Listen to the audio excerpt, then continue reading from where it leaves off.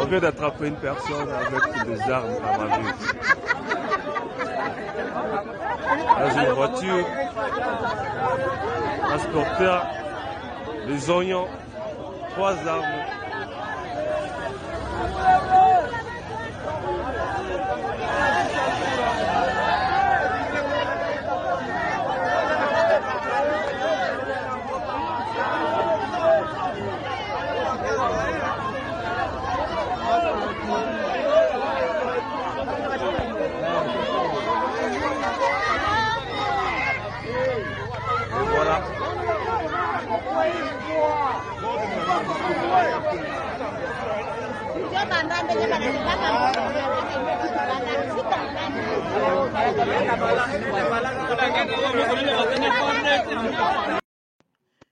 Voilà, bonjour, bonsoir, ça dépend de l'heure à laquelle vous nous suivez. Il est partout, très chers abonnés. Bienvenue sur votre émission et puis sur votre chaîne que vous suivez de partout. Actualité 26 TV. Voilà, nous sommes là une fois de plus pour vous informer.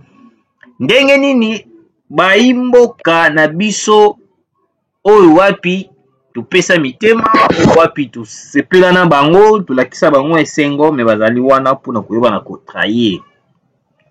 Le président de la République Félix Antoine Tshisekedi, il est entouré de gens oyo wapi ba koluka koyeba na déstabiliser le Congo. Complot des occidentaux et kotisi na ba congolais mususu oyo tobande ko penser peut-être bakoki pour protéger la République, pour protéger la nation. C'est pour cela que nous appelons au ministre de la Justice interpeller des personnes au wapi dans la cité parmi les gens oyo pour déstabiliser le Congo, pour trahir la République démocratique du Congo. Ezali kuluka okomeka koyebana kozala pondi parce que la pendaison d'après la peine de mort au Wat Mukundambuka Mbuka Kimakasi, le traître qui trahisse la République, il mérite la pendaison totale. Alors, en 7 mois, le Rwanda a 4 fois recruté, très chers abonnés. Donc, Rwanda, dans 7 mois, Pamba a recruté de militaires plus de 4 fois. Alors que Kagame a connu que non, bango bakufaka te, bango bazali normal, ce n'est pas le Rwandais qui sont en train de mourir à l'est que bango bazali bien, bakobeta RDC, ba se vanter na niveau nyonso to bakoki ko se vanter, alors que en réalité le Kagame na Rwanda a sali 4 fois recrutement de militaires. Donc, dès matanga yoko zalaka na Kigali air nyonso to. Matanga yoko kota la Kigali. Matanga yoko kota la Kigali. De day, je vous dis. Quand on vous dit que non, le FRDC là ba wazale no ba kosala musala makasi, certaines personnes ba koboule le quoi to kokosa. L'Union européenne suspend l'examen de sa nouvelle aide militaire de 20 millions de dollars à Kigali. Malgré les sanctions au Bazongiseli Biso na République démocratique du Congo, de l'autre côté, l'Union européenne a bandiko balukela tokolo bayango, a bandiko balukela Kagame, a bandiko balukela sko Kigali. Les Occidentaux, bazalaka batu moko boye bazalaka très compliqué. Les Occidentaux, bazalaka ba couper ça aide, et puis à la fin de compte, au moment bazu ba balukelio, à la fin de compte, au moment bazu ba komi pour créer l'œuvre des choses. Ndenge moko ndenge bandina Uganda. Uganda, il était très proche na bango. Mais à la fin de compte, Uganda bazu ba balukelie ba komi ko créer ba komi ko bimisela ba dossier. Balingi su ko couvrir buzo ba Uganda te. Balingi su ko couvrir ba bêtises ya Uganda te. C'est pour cela qu'on vous dit toujours, on doit rester ferme. Il ne faut pas tomitika pour que Munguna a profité de la faiblesse na biso. Alors, avant que je puisse continuer, laissez-moi d'abord vous lire cette information. nos frères du Kivu, Ituri, Kisangani, arrêtez de soutenir l'ennemi qui fait souffrir notre population. Oui. Bandeko na biso ya Kivu, ya Ituri na Kisangani. Boko soutenir bato o bako faire souffrir la population. Évitez. Oui, je vous dis d'éviter. Ce n'est pas pour vous faire peur, mais juste de vous dire que non, évitez. Parce que bato bino boko soutenir wana. Bazali censé te ya koyeba la ko garder population ba la ko zala malamu. Pona bango ba ko ngabo ba mi kotisaka na plan o ezali ya ko déstabiliser le Congo. Plan o ezali nini pona bango Congo il faut ekabwana. Je vais vous montrer ou soit je vais vous lire l'information oyo bango ba préparer qui pona Congo. Voilà. Carte de la RDC divisée en 4 parties. Tomoni Zaïre Congo, République du Kivu, Congo Kasai et puis République du Katanga. 4 parties. C'est une manière où les Occidentaux vont préparer une diviser la République démocratique du Congo. Il y a une sécession katangaise. Katumbi ya koma ki kota mungu wala pilipili na nini na kati makambo o Italie ya kuiba la nini kokabola Congo. Na kati makambo yo iba nini ko diviser la RDC. Oui. Parce que pour la bango, sauf qu'il la RDC et Zaka monene boye ko garder tout le minerai du monde. Pour la bango ko ça la bango monter ma passe. Alors, il faut diviser la République démocratique du Congo. En divisant la République démocratique du Congo, ne pour la bango de monter ma bango esepeli. Oui, pour la bango monter ma esepeli parce que ba ko mona Congo ezali monene makasi. Ba ko mona eloko ko sala te. Alors, les Rwandais ne peuvent rien accomplir sans trahison. Voici un exemple, une voiture en provenance de Butembo transportant des oignons a été appréhendée à la barrière de Mavivi. Lors de la fuite par les agents de police, ils ont découvert 3 armes et un sac de détenus militaires cachés sous le poireau et les oignons. Le poivron. Bon, on va remettre poireau. Bon, poireau et les oignons. Vous voyez, vous soutenez les gens qui vous trahissent, qui vous tuent. On va massacrer bino, on va violer bino, alors que vous êtes là encore pour les soutenir. Bande konangai ya Kivu, ya Ituri, ya Kisangani. Évitons de soutenir quel que soit ma PCBiso ba mbongo nengeni. Le président de la République avait déjà déterminé. Il a mis des moyens, il a mis tout ce qu'il pouvait mettre dans minute pour terminer la guerre de l'Est de la République. Parce que surtout beaucoup de gens ezali mascara. Pour na bango souci ezali kaka le jour Tshisekedi acceptera de négocier avec les M23 beaucoup de gens surtout to kato encercler Kanyabayonga to salibe beaucoup de yango ekosila. Oui non ko sabino beaucoup de yango ekosila.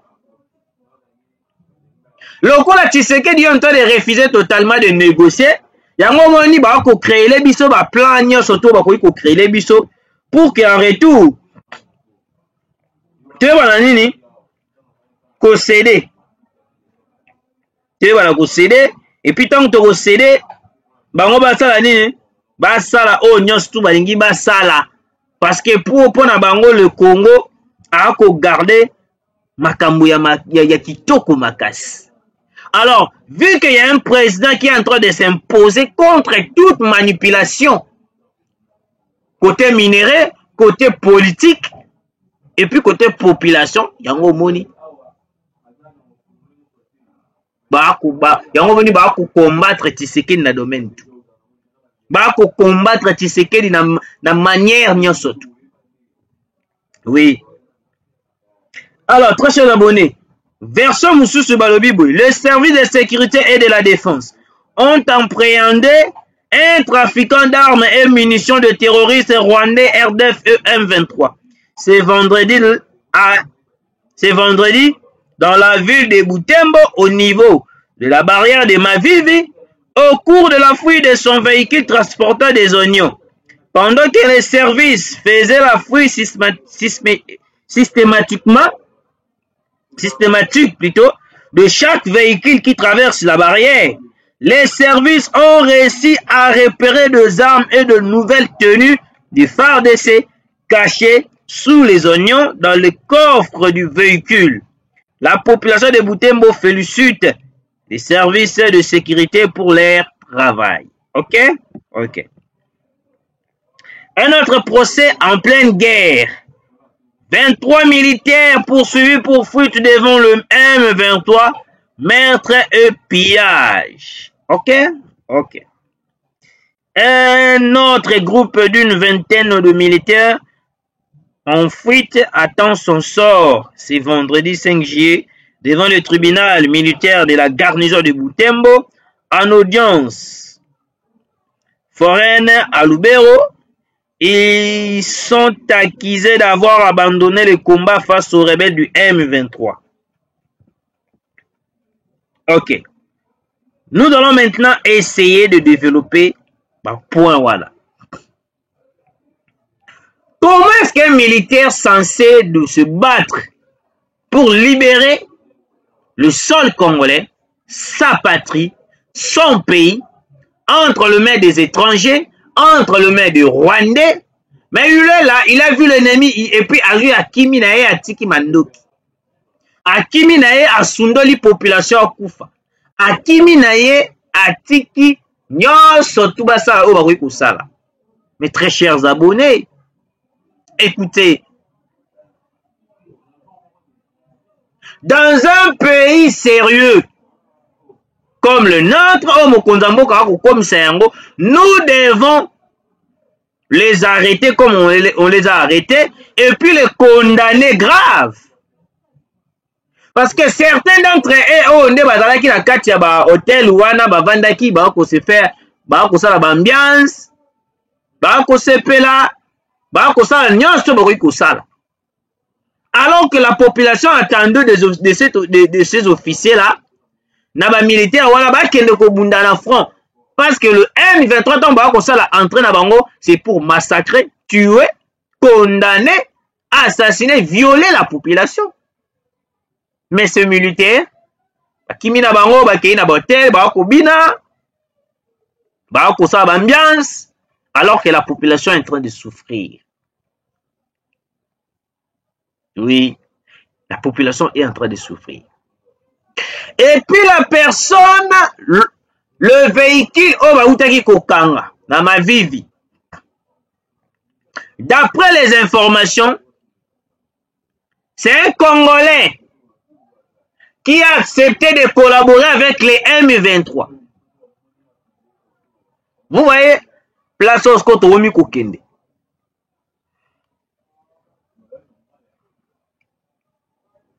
Au lieu de protéger sa population, pour protéger Bandeko na yo, mais tu es là en train de participer à la trahison contre son pays. Basali stratégie nini. Basali lokola bakomema matungulu. Batondisi matungulu na kati ya mutuka. Kutondisa matungulu na kati ya mutuka, na se ya mutuka makasi. Bakreze mwa libulu moko boye wana. Bazwi bakotisi nini ba arme. Et puis bakotisi ba tenue, ba nouveau tenue. Ba tenue ya sika oyo uti kobima sikoyo. Ba nouvelle tenue wana bakotisi yango na kati bien batiesko matungulu likolo. Pour na esala lokola sembla lokola bango bakomema na bango matungulu, bakomema eloko te. Heureusement Dieu bon, Nzamba touché mitema ya ba policier na biso service de sécurité là. Oh bako fouiller ba mituka wana, ba tomber sur le véhicule. Et ba neko transporter ba arme. Minduki na ba teni pour aller ravitailler le M23. Vous voyez un peu comment est-ce que d'autres personnes bazali wana, pendant que nous plairons, pendant qu'on est en train de se lamenter, pendant qu'on est là en train de crier, c'est comme si bango souffrance na bisonde yokopesa bango esengo. C'est pour cela que j'ai dit au début que non, évitez de soutenir bato o ba koluka kosala biso mabe, très cher Congolais. Bande ko na biso ya Kivu ya Ituri ya na Kisangani. Évitons de soutenir des gens qui nous trahissent. Évitons de soutenir des gens qui nous cherchent la guerre. Parce que ba o ba koluka ko ba ko bebisa la République démocratique du Congo. Ceux qui doivent continuer à soutenir bango et là le la to ko appuyer bango na kati ya mabe. Au contraire, il faut les dénoncer. Oui, il faut te dénoncer bango parce que ceux qui doivent continuer à se pelana bango, c'est comme si tu dois vimbisa bango de mutu. Alors la personne a été arrêtée avec son véhicule après interrogation, après avoir été auditionné. Il vient d'avouer que non, il était en train d'aller ravitailler les M23. Vous voyez un peu certaines personnes trahir la République. Moi, je pense que non, il mérite la pendaison totale. Oui, il mérite la pendaison totale. Il ne mérite pas d'être condamné à 3 mois, 6 mois, 10 mois de prison, 20 mois de prison. Non, il mérite la pendaison directement. Tout ce que toute personne qui trahisse la République démocratique du Congo, en ce moment, on n'a pas besoin de Tikarabaro la liberté provisoire. Oh, attends, nous comme ça, de retour la semaine. Non. Motonia surtout a trahir la République en ce moment, vu que le pays il est infiltré, même certains Congolais ont infiltré biso moko ba infiltré bande ko na moko Congolais. Oui. Congolais andimi ko infiltré ndeko na moko azwaka ba information ya mboka apesaka yango ba étranger o ba ko luka ko boma mboka na biso. Très chers abonnés. Donc, alors, très chers abonnés, nous devons faire attention de ne pas soutenir Bato Obali pour participer na kuiba na kobomisande mboka na biso. Ebele Obali na gouvernement oboko mona kili wana boy. La plupart bango pena balukaka pena ke na Congo ekweya. Balukaka pena ke na Congo ezala diviser pour que bango pe par na bango eba na kozala et transférer na ba banque na bango na ba compte bancaire na bango plutôt. Parce que les occidentaux na minute o ba ko lukaka Tshisekedi a accepté de négocier avec les M23. Parce que le jour où Tshisekedi va accepter de négocier avec Kagame, avec le Rwanda, c'est le jour où tout va changer pour na bango. Parce que pour na bango, Tshisekedi, comme il est en train de refuser totalement, de refuser catégoriquement de négocier. Il est impossible que non, bâti que la biso temps, tout bâti que la biso espace, il y a qu'à vivre calmement à l'est du Congo. Il est impossible en ce moment. Toute personne que vous voyez là, bah occidentaux là, bango nyonso tuana, bango nyonso la plupart, bazali la bango, batu moko, bako lukaka ndenge ni comment est-ce qu'ils vont faire pour déstabiliser la République. Parce que pour na bango ba minerai ya Congo eleke belé, il faut RDC partager ba minerai na ye, c'est pour cela yango moni Kagame a koluka négocier. Bazali conscient que no eloko Kagame a koluka ezali nango eloko moko ezala na fondement te. Mais quand même bazo ko accepter que Kagame a coincé la RDC pour que RDC ko négocier na bango pour la nini avantage ezali ya bango. Les occidentaux là boko mona na boy ba ko tala pe intérêt na bango. C'est pour ça que moi ba ko lingate ko appuyer biso ba ko lingate ko protéger la République. Parce que bango ba ko tala intérêt na bango ezali que minerai ya Congo ndé ko faire vivre bango. Minerai ya Congo ndé ko tombola bango. Minerai ya Congo ndé ko pesa bango valeur. Alors ceux qui ba meki ko appuyer la RDC de combattre le Rwanda ba ko zala sous un avantage. C'est pour cela en ce moment, Ils sont là en train de tout faire pour pousser Tshisekedi d'aller négocier avec les Rwandais. Il faut tomber à R. Moro Maboko, il faut encourager à R. Moro le président de la République.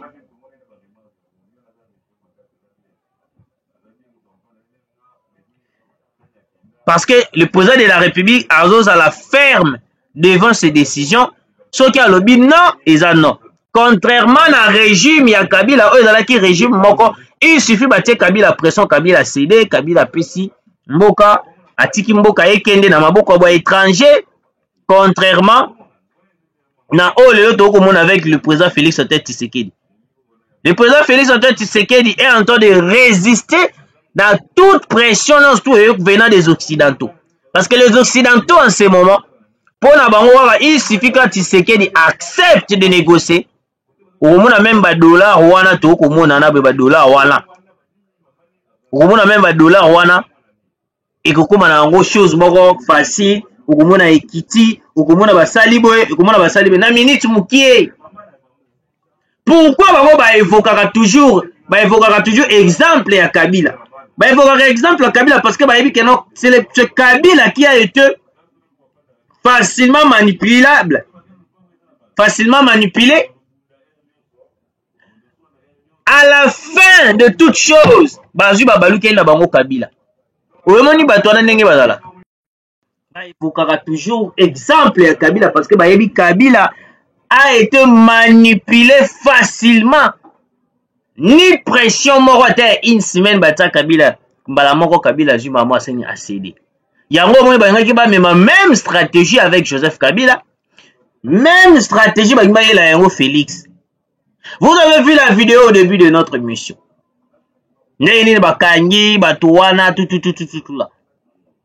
C'est pour cela que nous appelons à la population congolaise de père et de mère. Nous devons faire attention de soutenir des gens pour déstabiliser le Congo. Parce que ceux qui ont continué bongo, ils ont passe. Ils ont service de sécurité, ils ont passe. Oui, je vous dis. Ils ont la passe. Alors, avant de terminer cette émission, écoutez. L'Union européenne suspend l'examen de sa nouvelle aide militaire de 20 millions d'euros à Kigali. Les Européens ne sont pas parvenus à un accord concernant le déblocage d'une nouvelle aide financière à l'armée rwandaise pour son intervention à Cabo Delgado. Parallèlement, Bruxelles envisage de nouvelles sanctions contre le régime de Kigali pour son soutien à la rébellion du M23. Plusieurs sujets concernant le Rwanda étaient à l'ordre du jour lors de la réunion du groupe de travail sur l'Afrique, COAFER. Le 3 juillet, une instance du Conseil européen, les membres ont notamment examiné la demande de Kigali pour que l'Union européenne continue de financer l'effort militaire rwandais dans la province mozambique de Cabo Delgado. Cette demande visait à débloquer une deuxième tranche de 20 millions d'euros via la facilité européenne pour la paix. Jusqu'à présent, l'Union européenne a continuera toujours couper ça. Kagame Bambongo pour aider, pour aider armée militaire rwandais. Vous voyez? Donc l'Union européenne, si vous avez un kabaza pour le balabiso qui est négocier, parce que on peut décaisser bon rebelle. Alors les va décaisser bon rebelle, on s'attendre à ce que Rwanda un peu plus vite pour la makambo est de la République. Parce que pour d'abord financement non seulement pour financer Rwanda, mais financement pour équiper les militaires RDF au est de la République. Parce que pour d'abord le plus important c'est que non Kagame il faut récupérer Kakamabele aux alliés à est de la République. Parce que pour Nabango, comment on a Tshisekedi dans un retard, il y a accepter de négocier. Parce que accepter de négocier, nous sommes disparaître. Yango Omoni, Wilingo ma Ayebisa Kabiso que non, nous réclamons les accords qu'on avait signés avec Joseph Kabila Kabangi. Même dans la page na bango boko ya ba M23 bato to kolobela ba M23 ba IPDF ba AFC. Même dans la page na bango ya ba Twitter, ya ba Facebook, ya ba YouTube. Au moment na bango baloba kaka genote les experts politiques balobi que non, pour la paix en RDC, il faut seulement négocier. Quels sont les experts politiques? Ce sont les Occidentaux, l'Union européenne, Amérique, France. Bango nyonso wana nde ba ko vanda ba ko ba pour nous trouver paix valable. Na RDC, il faut seulement négocier. Parce que ceux qui ont négocié, tu peux perdre les minéraux nyonso ou développer le monde de la biso. Là, c'est les Occidentaux. Vous voyez, très chers Congolais. Yango omoni na minute oyoyo, on doit soutenir nos militaires, soutenir le FRDC, soutenir le président de la République. Parce que pour terminer la guerre, il faut tous à la bolingo. Ceux qui sont à la bolingo, c'est aussi sa guerre. Même le M23 que vous voyez, la team va menacer parce que baza pe na bolingo. Parce que biso ceux qui sont à la bolingo, aux yeux moi $100, $200, aux yeux trahir on déconne aux militaires. C'est pour cela il faut faire aussi, il faut to sokola paix armée na biso.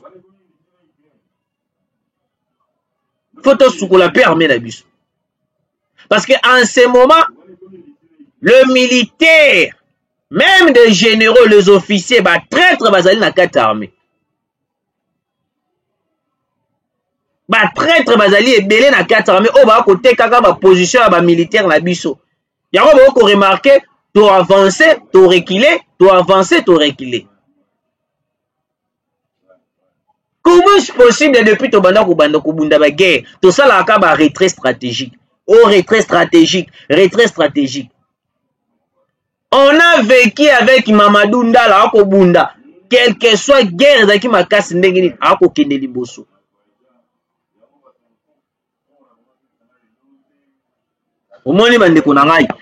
Alors, très chers abonnés, vous qui nous suivez de partout, je vous prie de partager cette émission, de commenter, de liker, pour ça la bus ouvre bien. Mais tout d'abord, avant de terminer, bande konangai obo kolanda biso de partout. On ne doit pas continuer ya koyeba na kobatela bato oyo ba koboma mboka alors que na ngambo na biso